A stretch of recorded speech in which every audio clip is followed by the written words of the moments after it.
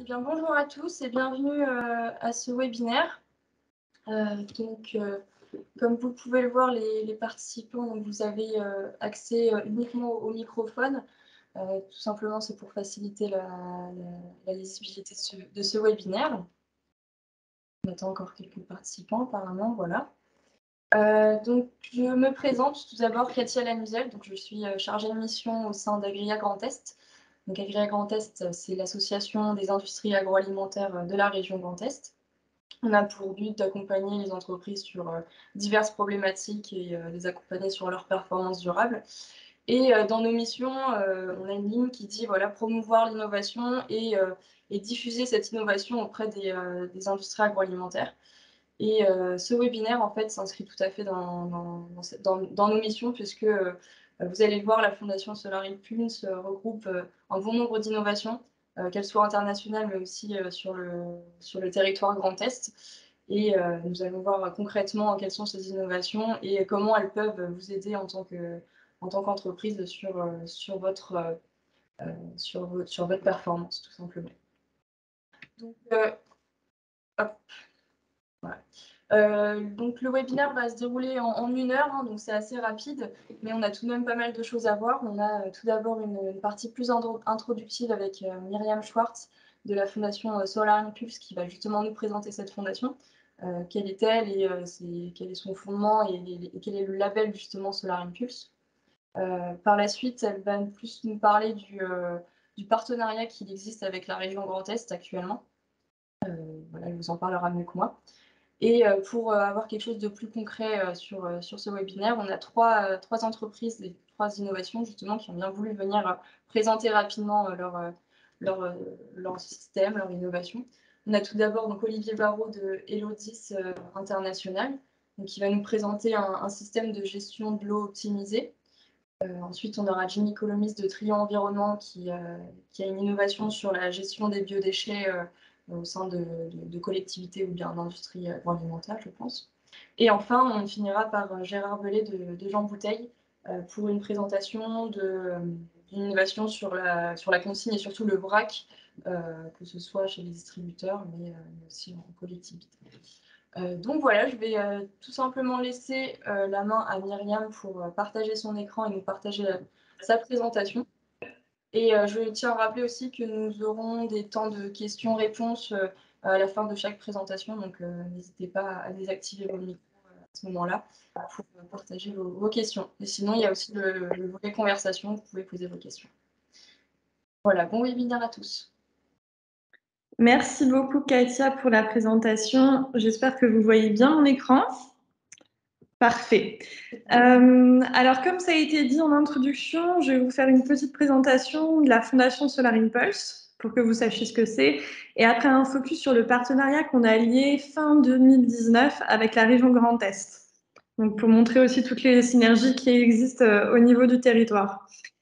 Donc la Fondation Solar Impulse, elle a été créée il y a quelques années par Bertrand Piccard, donc l'explorateur qui a fait un premier tour du monde en ballon et puis un second en avion solaire. Et en fait, c'est quand il a rencontré les différents innovateurs, quand il a fait son tour du monde en avion solaire, qu'il s'est dit qu'il y avait énormément de technologies qui existaient et en fait, on n'était pas forcément au courant qu'elles étaient déjà disponibles et qu'on pouvait s'en servir.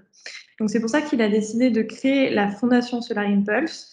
Le but de la fondation, c'est d'encourager les décisionnaires, donc des grandes entreprises ou des politiques, à adopter des politiques énergétiques qui sont plus ambitieuses et aussi des objectifs environnementaux.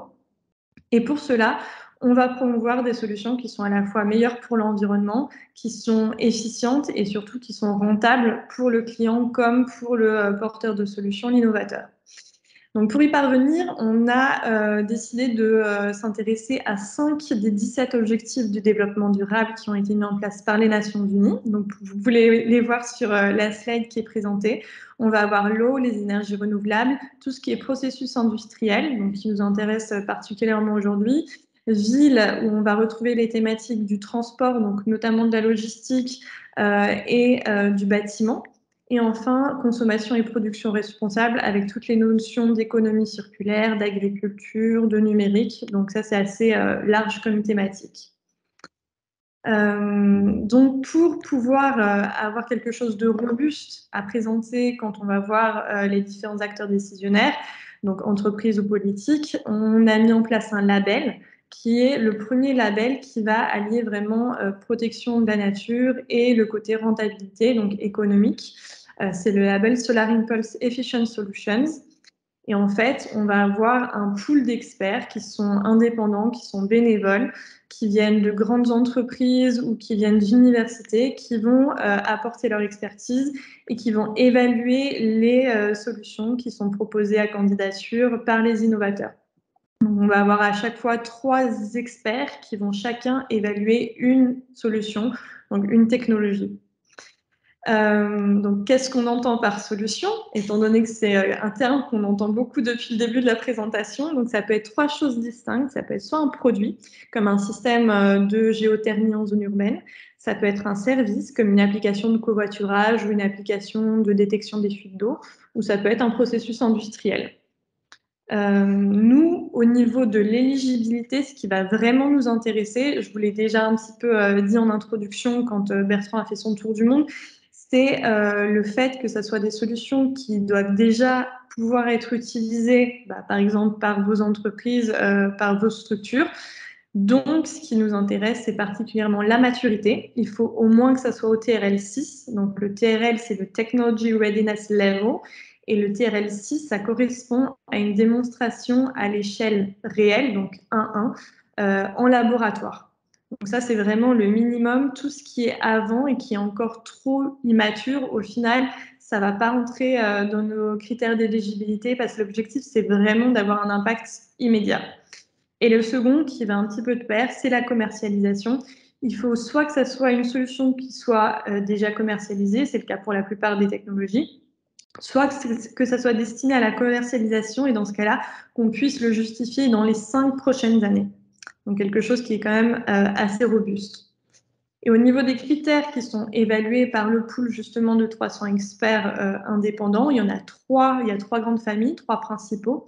Le premier, évidemment, c'est la faisabilité technologique. Donc, il faut qu'il y ait une crédibilité du concept et surtout qu'on puisse répliquer la technologie, la solution. Donc, pas que ça soit fait dans un endroit particulier avec des conditions spécifiques. L'idée, c'est vraiment d'essaimer au maximum.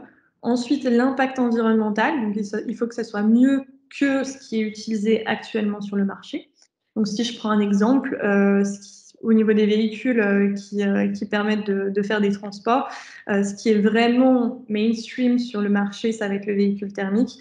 Donc, on va comparer le véhicule, par exemple, électrique à un véhicule thermique en prenant en compte toute l'analyse du cycle de vie. Et enfin, dernier point, c'est la rentabilité. Il faut évidemment que ça soit rentable pour le vendeur, donc l'innovateur, et dans ce cas-là, qu'il puisse le justifier avec un délai de 5 ans si c'est une technologie qui est encore au stade 6 du TRL, ou que ça soit rentable évidemment pour le client. Et là, encore une fois, on ne va pas regarder seulement le coût de capital, mais on va regarder vraiment tout le cycle de vie du produit. Donc pour le moment, la Fondation, elle a labellisé plus de 1000 solutions, donc on en est à 1300. Katia vous partagera la présentation et vous pourrez cliquer sur le lien pour aller explorer les solutions qui existent. Mais maintenant, on va faire un petit focus sur le partenariat, donc, qui a été noué, je le rappelle, fin 2019 avec la région Grand Est. Donc, il tourne autour de 5 grands axes. Le premier, c'est la valorisation des solutions issues du territoire. Donc, on va travailler avec les pôles de compétitivité et les différents organismes pour identifier les solutions qui peuvent être valorisées. Et on en a labellisé 37 à ce jour. Le deuxième point, c'est la recherche de technologies. Et sachez qu'en tant qu'acteur du territoire, vous pouvez vous saisir de ces différents axes-là. Et dans ce cas-là, la recherche, c'est si vous avez un besoin qui n'est pas de solution qui n'est pas disponible dans le portefeuille actuel, on peut faire une recherche spécifique en fonction de votre besoin. Le troisième point, c'est l'implémentation de solutions labellisées au niveau du Grand Est. Donc là, on va écouter les besoins des différents acteurs et notamment vos besoins à vous pour identifier des technologies qui pourraient vous correspondre et vous mettre en contact. Donc c'est un petit peu ce qui est fait notamment à travers ce webinaire aujourd'hui. Le 4e point, c'est les experts. Et le 5e point, c'est tout ce qui concerne la communication et la mise en valeur des solutions du territoire. Donc là, vous avez les 37 solutions labellisées que je vous invite à les regarder. Et donc, dernier point, au niveau de l'implémentation des solutions avec la région Grand Est, l'idée aujourd'hui du webinaire, c'est de vous montrer 3 solutions labellisées et je remercie beaucoup les intervenants qui prendront la parole par la suite, donc des entreprises Jean Bouteille, Modulo et Elodis. Mais on a également plein d'autres solutions qui peuvent répondre à votre besoin. Et l'idée, c'est aussi de nous faire part de ce qui vous intéresserait. Donc, on a par exemple FlexiCake, qui est un contenant souple pour le transport de boissons. Mimica, qui est une étiquette qui va être sensible à la température et on va pouvoir faire un suivi au niveau de la fraîcheur des aliments. Biorengas, qui est une solution du Grand Est qui permet de transformer les biodéchets en biogaz de manière très optimisée. On peut le voir, c'est la photo en bas à droite. C'est un compacteur qui est vertical, donc on n'a pas du tout de perte de place. Enogia, qui est un système de valorisation de la chaleur fatale, et Magic Palette, qui est une plateforme collaborative pour l'échange de palettes au niveau du transport. Donc vous voyez qu'on a plein de solutions qui peuvent également répondre à d'autres besoins et n'hésitez pas à nous en faire part si vous avez des demandes particulières. Je vais peut-être rendre la parole à Katia pour passer directement à la présentation des 3 magnifiques, en toute subjectivité, solutions qui sont présentées par la suite. Merci beaucoup. Merci Myriam. Est-ce que, avant de passer aux présentations des 3 solutions, on a des questions sur cette Fondation Solar Impulse? Sinon, j'invite du coup Monsieur Barraud à partager son écran, à activer son micro et à nous présenter ça et ses solutions, plutôt, il y en a plusieurs.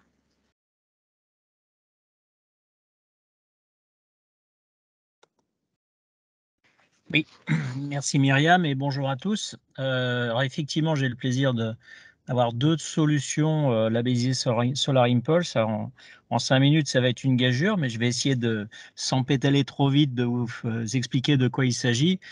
Donc nous, notre domaine de prédilection, c'est ce qu'on retrouve énormément en industrie agroalimentaire, mais aussi cosmétique, pharmaceutique. C'est des process de lavage qui sont très consommateurs d'eau, d'énergie, de détergents, etc. et de générateurs de pollution. Donc, je vais vous présenter Green CIP qui a été labellisé en 2019 et OptiClean en 2020. Donc, Green CIP, ça a vraiment un procédé de rupture technologique puisqu'on est les premiers à savoir régénérer pour réutiliser à l'infini des lessives, classiquement des soudes ou des acides qui sont utilisés pour laver les installations. On a un procédé physico-chimique qui va permettre, par voie de coagulation, flocculation et décantation, une sorte de petite station d'épuration, si vous voulez, de régénérer à plus de 90% les solutions et de les réutiliser à l'infini. On ne les jette jamais. Donc ça, évidemment, c'est assez unique avec des impacts multiples. On va le voir à travers un exemple que je vais vous donner de façon, encore une fois, hyper synthétique. Et pour vous donner un petit peu l'ampleur des enjeux, cette réalisation a déjà plus de 10 ans. C'est un site industriel qui est sur l'île de la Réunion, dans le département de la Réunion, et avec une installation industrielle avec de multiples activités agroalimentaires, laitières, sous licence Yoplait et Candia, du lait UHT, du yaourt, mais aussi des boissons, mais aussi de la crème glacée et des fromages. Eh bien, depuis 10 ans, on n'a jamais ni jeté la soude ni l'acide, on réutilise la même, avec une qualité nettement mieux maîtrisée qu'avant et une rentabilité largement inférieure à 2 ans sur ce projet-là, avec des impacts que vous voyez à droite sur ce qu'on appelle les OPEX, une réduction de 75% des consommations de soude, 60% des consommations d'acide, ce qui n'est pas neutre sur l'environnement, parce que quand on consomme beaucoup de soude, on jette du sodium dans l'environnement, ce qui est évidemment pas bon pour l'étanchification des sols notamment. On réduit les consommations de vapeur de plus de 1000 tonnes chaque année, ce qui a eu un impact également sur l'investissement d'un nouveau brûleur qu'on a du coup sous-dimensionné par rapport à ce qui était prévu. Des économies de temps, ce qui est très stratégique aussi, 1800 heures par an, c'est très important et ça joue à la fois sur la capacité de la station de lavage du site, mais aussi sur la capacité des lignes de production. On réduit de 90 tonnes la DCO annuelle, ça c'est la charge organique, la pollution que l'on rejette à la station. Et en fait, le projet était à l'origine pour ça, pour limiter un gros budget d'investissement, voire le supprimer, ce qui a été le cas. On a supprimé 5 à 600 000 euros d'investissement sur la station d'épuration parce qu'on a réduit d'un tiers la pollution à la source au niveau des lavages, des process eux-mêmes. Et on réduit les consommations d'eau de plus de 50 000 m3 par an. Ce qui à La Réunion est un enjeu évidemment clé, crucial. Et puis, on parlait avant d'analyse de cycle de vie. Bah, vous avez un exemple ici de l'impact non seulement climatique en comparant à gauche une NEP classique et une NEP avec Green CIP. Donc l'impact climatique est évidemment très fort, mais aussi l'écotoxicité terrestre et aquatique, voire même l'eutrophisation qui n'est pas présentée là, mais qui est globalement dans les mêmes proportions. Autrement dit, l'important, c'est pas de dégrader les autres facteurs environnementaux quand on agit notamment sur le climat. Alors, j'ai fait très vite. Bon, sachez aussi que comme on parle d'embouteillage ou en tout cas de consignes plus loin, on a appliqué ce système-là aujourd'hui aux laveuses, notamment de bouteilles qui se multiplient beaucoup dans les logiques actuelles, on va dire, environnementales. On a également donc développé un capteur très innovant qui s'appelle OptiClean, qui sert également sur les stations de lavage, avec pour objectif, et pour la faire courte, de mieux maîtriser le lavage et de réduire les temps et les consommations d'eau et d'énergie. Pourquoi? Parce qu'un lavage, en fait, c'est régi par une loi qu'on appelle le cercle de Zinner. Il y a 4 facteurs principaux. Un facteur chimique qui lui est maîtrisé avec une conductivité, un facteur mécanique parce qu'on utilise beaucoup d'eau et donc là, c'est un débitmètre qui va aider à gérer ça efficacement et un facteur thermique qui est géré avec une sonde de température. Le quatrième effet, c'est le temps. Bah, le temps, ce n'est pas une mesure physique, c'est empiriquement, on a défini qu'il fallait tant de temps pour que ces 3 facteurs-là agissent. On n'a pas de mesure réelle en fait de l'efficacité et donc du juste temps nécessaire pour un lavage. Le capteur OptiClean, qui est une mesure optique, je ne rentre pas trop dans les détails, mais enfin, il y a 2 capteurs en un seul, UV et infrarouge pour avoir tout le spectre à la fois de la matière dissoute et en suspension. Eh bien, ça permet de mesurer le juste temps utile pour une phase de rinçage, pour une phase de lavage. Donc, on va disposer là où une NEP envoie dans un circuit pour aller laver des objets, alternativement de l'eau, de la soude ou de l'acide. On a une mesure sur le départ avec une mesure référence qui est la rouge, là, que vous voyez ici. Et quand la solution revient de l'objet lavé, on a une deuxième mesure. Et par comparaison, vous voyez ici qu'on ramène de la matière, donc on est bien en train de laver efficacement l'installation, jusqu'au moment où ici, on voit bien que c'est terminé. Et donc tout ce temps-là, qui est aussi du temps de pompage, qui est aussi dans le cas du rinçage, beaucoup d'eau gaspillée, eh bien on va le réduire pour le caler sur un temps optimum qui permet et de maîtriser la qualité et tous les coûts et impact de rejet. Donc juste pour illustrer ça par un exemple également, sur une usine du groupe Lactalis qui est à Laval, qui fabrique 100 000 tonnes de yaourts par an, vous avez ici, en 2018, les objectifs atteints qui étaient de 1000 heures économisées sur la phase soude d'une vingtaine d'équipements, 88 heures sur la phase acide, 247 heures sur la phase rinçage, ce qui se traduit par 6500 m3 d'eau annuellement, et on arrive à 1350 heures. Donc ça fait environ 23 000 euros d'économie en gain utilité, eau, énergie principalement. Mais en fait, ce qu'on ne dit pas ici, c'est qu'évidemment, sur ces heures-là, il y a quelques centaines d'heures qui sont au service de la productivité, puisque quand on lave, on ne produit pas. Et donc, si je lave moins longtemps, je peux produire davantage pour un même shift de fabrication. Donc, c'est évidemment très stratégique et une heure de prod vaut en général beaucoup plus qu'un mètre cube d'eau, vous vous en doutez bien. Donc ça, ce sont les résultats en 2018 et 2019, on est passé de 1300 à 1800 heures de temps de lavage économisé et 8000 m3 d'eau et on est passé en 2020 à 3000 heures par an. D'accord? Et ça, l'autre enjeu, c'est entre 1000, 2000 et 3000 heures. C'est que là où on avait initialement une NEP 6 lignes, bah en fait, on s'aperçoit qu'on aurait très bien pu faire une NEP 4 lignes. Or, chaque tonne d'inox compte en termes d'impact carbone. Donc, évidemment, on analyse rétrospectivement, mais si on avait pris le problème à la source, on aurait pu limiter aussi drastiquement l'investissement et donc toutes les conséquences en termes de bilan carbone de ces opérations-là. Donc voilà pour faire très rapide sur ces 2 solutions-là et puis d'autres technologies qu'on développe encore en R&D en partenariat avec certaines universités, Université Bretagne-Sud, CNRS du GPEA de Saint-Nazaire dans le domaine des membranes, puisqu'on a développé d'autres champs d'application grâce à ces technologies-là. Voilà, merci, à votre disposition s'il y a des questions, ce qui est probable. Merci beaucoup. Donc on est preneur de questions si vous en avez. Vous pouvez activer vos micros en haut de la page Teams ou dans la conversation. une remarque de Gérard, hyper intéressant. Du coup, j'ai une petite question. Est-ce qu'on va pouvoir, avec ce type d'équipement, changer un peu les normes de type DIN, etc., qui, du coup, sont basées que sur du temps et de manière très empirique, en effet? Est-ce qu'on est en droit de, après avoir fait des tests, justement, se passer de ces DIN?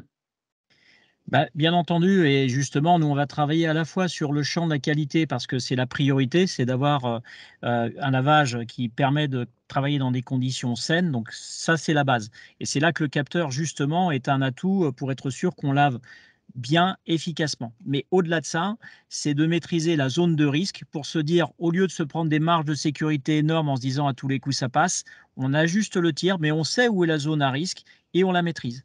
Encore une fois, le risque ne se supprime jamais, il se gère. Donc c'est ça la logique. En tout cas pour ce qui est du capteur.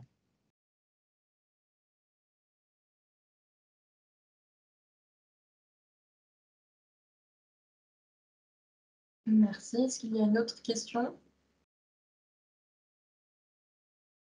Bah, écoutez, si vous n'en avez pas d'autres, on peut passer à la présentation suivante. De toute façon, on pourra laisser les contacts si jamais il y a des questions qui viennent ultérieurement. Merci beaucoup, Olivier, pour votre rapide présentation synthétique. Merci Katia. Merci à tous. Jimmy Colonis, je vous laisse partager votre écran, activer votre micro et présenter votre solution.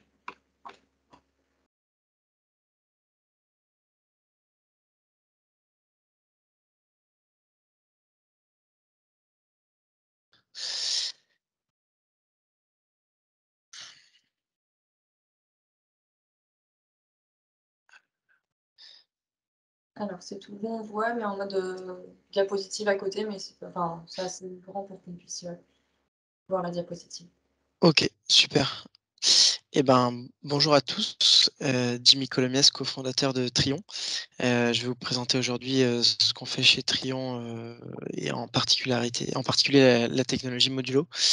Donc nous, on s'adresse, comme ça a été dit, principalement aux biodéchets, les restes alimentaires, et on va s'adresser de manière assez complète à leur gestion, on va dire sur les 2 axes principaux qui sont à la fois la gestion en amont, donc depuis l'accompagnement au tri sélectif, le suivi du gaspillage et la collecte sélective, qui est une imposition réglementaire, et jusqu'à la valorisation ensuite, qui est le 2e axe, qui lui va se faire par voie de méthanisation et en l'occurrence méthanisation à petite échelle. Donc voilà, si on voit bien la 2e slide, l'idée c'est que nous, on se concentre sur ces biodéchets. Ces biodéchets, c'est plus de 15 millions de tonnes par an.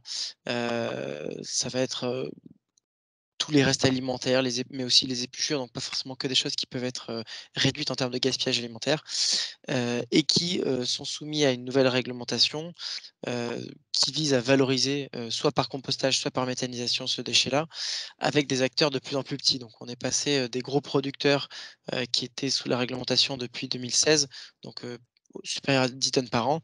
On va passer aux producteurs supérieurs à 5 tonnes par an au 1er janvier 2023, et ça va se généraliser à tous les acteurs particuliers compris au 1er janvier 2024. Et donc là, c'est sous l'égide évidemment des pouvoirs publics. Ces biodéchets, donc il faut savoir qu'aujourd'hui, à 3/4, ils sont pour l'instant encore détruits par incinération ou enfouissement. C'est un important impact environnemental, mais c'est surtout une matière organique qui ne va pas retourner aux espaces agricoles, et donc on va appauvrir finalement au fur et à mesure les sols agricoles.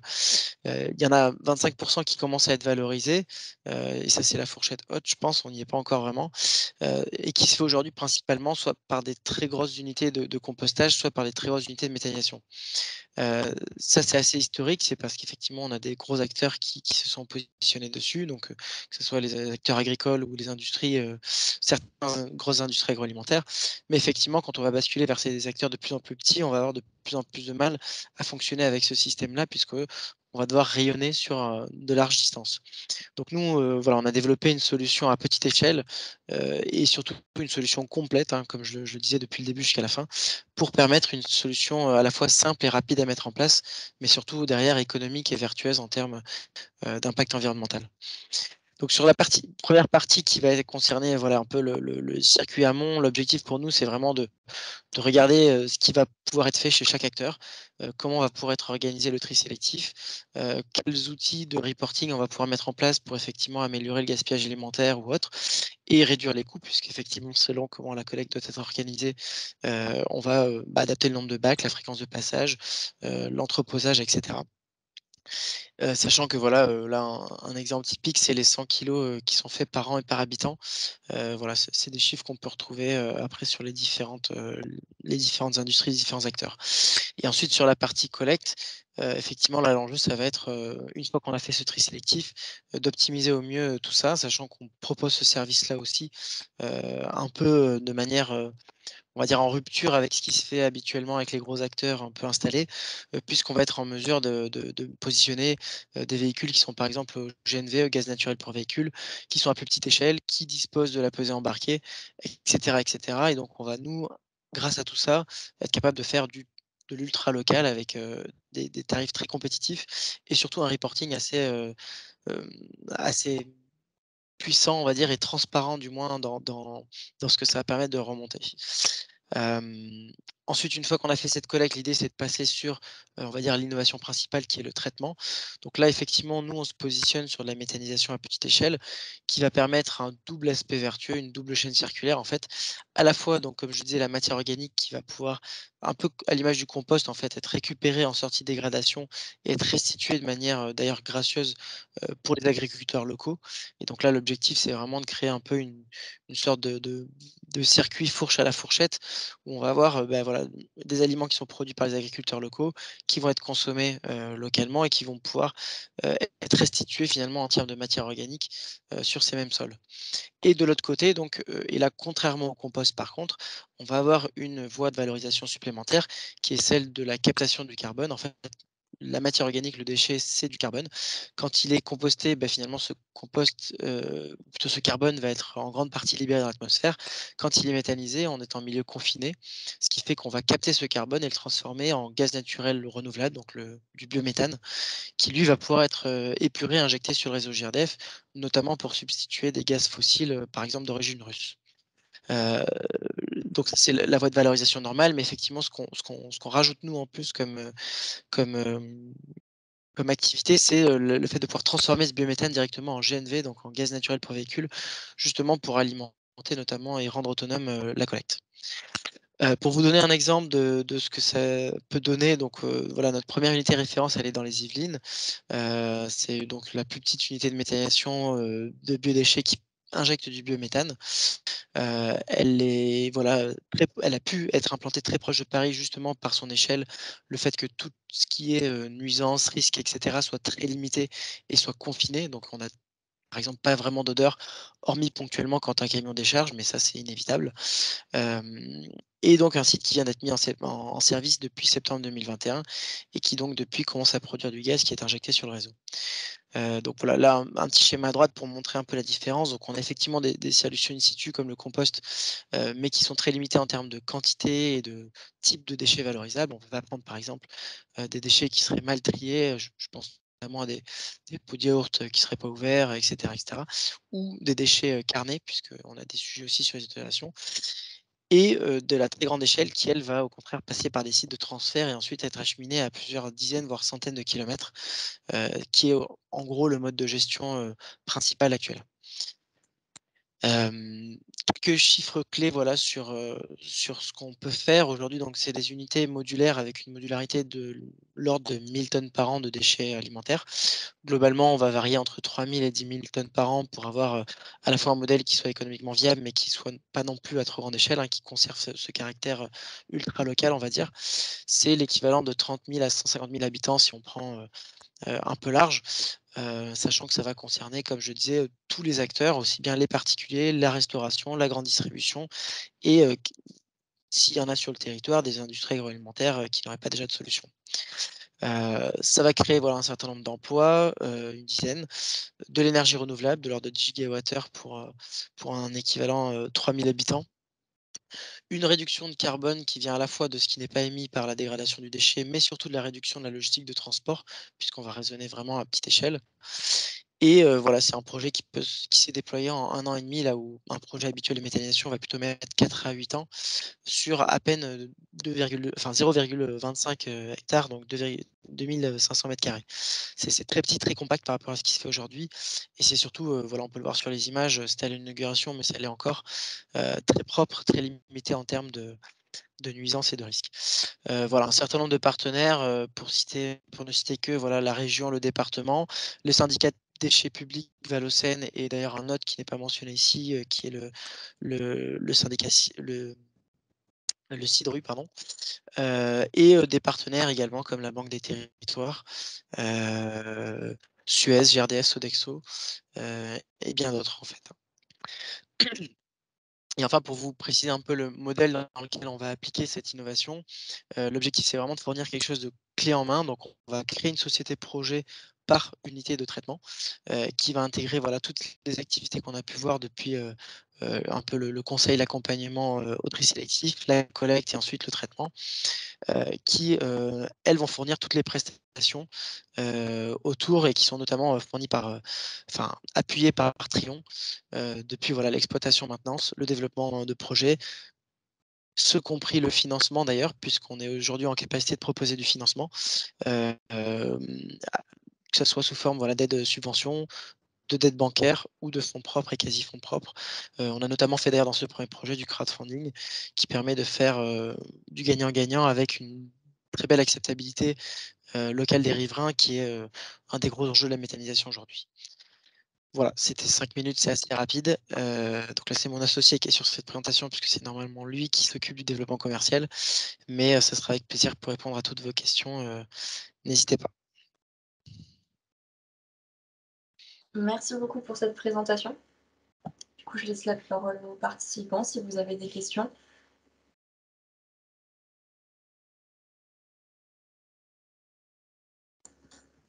Moi, j'avais pas une question, c'était plus une remarque par rapport au projet, pour dire que d'habitude, on a la technologie de méthanisation qui est disponible, etc.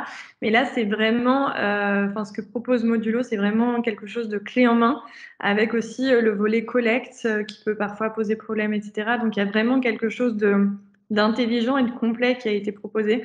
Donc, c'est aussi ça que je voulais souligner. Voilà. Merci. Merci madame.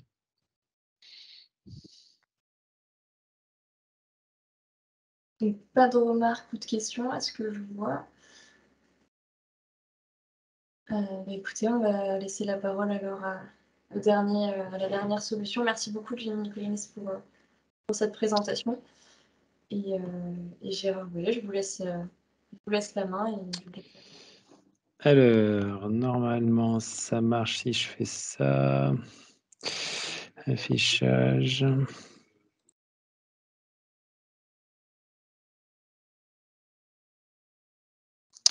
Vous voyez mon écran? C'est parfait. Super. Merci. Donc, bonjour à tous. Du coup, je vais vous présenter la société Jean Bouteille et son approche Bug for Brands. Alors, j'ai vu dans les invitations que c'était quand même aussi beaucoup de gens autour des collectivités territoriales. Donc, je vais essayer d'adapter un peu la présentation. Donc, Jean Bouteille, l'idée est de permettre la consommation de produits liquides sans générer de déchets. Pour ça, on s'inspire de 2 solutions écologiques qui existent depuis longtemps, le vrac et la bouteille réutilisable et consignée. En fait, on permet aux consommateurs de réutiliser leur bouteille ou de prendre une bouteille dédiée à cela pour pouvoir la recharger et ainsi éviter de la jeter. De cette manière, on peut acheter la quantité qu'on souhaite, on peut éviter un déchet et surtout, on implique le consommateur dans son geste écologique. On équipe des magasins bio, des épiceries vrac, des supermarchés. On accompagne également des marques en France et à l'international pour qu'elles puissent proposer leurs produits. Dans nos métiers, du coup, on conçoit et on assemble des équipements. On a notre bureau d'études et tout ce qui va avec, notre ligne de production. On est basé à Lille, au port fluvial de Lille. On a une gamme de produits, on a 70 références de produits liquides, huile, lessive, shampoing, gel douche, on fait aussi de la mayonnaise, confiture, des choses comme ça. On a une gamme de bouteilles et de contenants. Et enfin, le service associé, donc on vient installer, faire la maintenance quand nécessaire, également l'accompagnement des marques, du coup de leur service qualité, de leur service marketing, aussi organiser les déplacements déploiement. Par exemple, avec des marques comme l'Occitane, comme Mustela ou comme Ecovert, on est présent en France, en Europe, on est présent même dans 5 continents maintenant. On a fait des choses en Océanie, au Moyen-Orient, en Malaisie, à Hong Kong, aux États-Unis, au Mexique, etc. On est une entreprise de 37 personnes aujourd'hui, avec du coup voilà, une grosse expérience et une grosse expertise dans notre métier. C'est vraiment de la mécanique des fluides. C'est très différent du vrac sec. Le vrac sec est très déployé dans beaucoup d'endroits il a des freins, il a des problématiques, mais il a su trouver son standard. Et dans le liquide, c'est encore quelque chose de très récent. Ça fait 8 ans qu'on existe. On est en train encore de travailler le standard pour pouvoir faire des déploiements à très grande échelle. À côté de ça, ça ne passera pas sans l'accompagnement des marques. Du coup, on travaille avec des grandes marques de la consommation, on travaille avec les marques de distributeurs également pour qu'elles puissent proposer leurs produits de cette manière. Et vraiment, l'idée, c'est d'offrir une alternative. C'est-à-dire qu'on ne pourra pas tout vendre en vrac tout le temps parce que le consommateur, dans son moment d'achat ou dans ce moment de vie, ne peut peut-être pas ramener sa bouteille, la réutiliser, la laver, etc. Néanmoins, aujourd'hui, il n'a pas l'alternative que d'acheter une bouteille préemballée à usage unique. Donc l'idée, c'est plutôt d'apporter une alternative, ainsi lui permettre d'avoir le choix. Et on se rend compte qu'une fois qu'il a pris l'habitude de faire ça, il n'achète plus que comme ça, parce qu'il a une sorte d'attachement à la bouteille, une sorte d'attachement à son geste écologique qui est beaucoup plus satisfaisant que le recyclage et dont on voit les effets immédiats. Donc voilà, on accompagne beaucoup de grandes marques de la consommation là-dedans parce qu'on sait que la transformation se fera également avec elles. Ensuite, on échange également avec les collectivités territoriales pour voir comment est-ce qu'en effet, on peut aider les implantations de laveuses de bouteilles, parce que plus il y aura d'acteurs du secteur, plus ça sera facile à mettre en place. C'est vrai que l'émergence des projets comme Bout à Bout, comme Usage, comme Ma bouteille s'appelle Revient, etc., c'est génial parce que ça nous permet de mettre en place des circuits de consignes locaux. Et clairement, le consommateur, aujourd'hui, la plupart du temps, il réutilise sa propre bouteille, mais s'il avait la possibilité de manière plus confortable de rendre une bouteille sale pour prendre une propre, ça aiderait également beaucoup. Donc voilà, la présentation est très courte. C'est vraiment le principe de la consommation zéro déchet. On sait que sur l'emballage liquide, la bouteille est un peu obligatoire. Du coup, il faut pouvoir la réutiliser. Et nous, on est là pour apporter des solutions dans ce type-là. Et c'est tout. Merci beaucoup.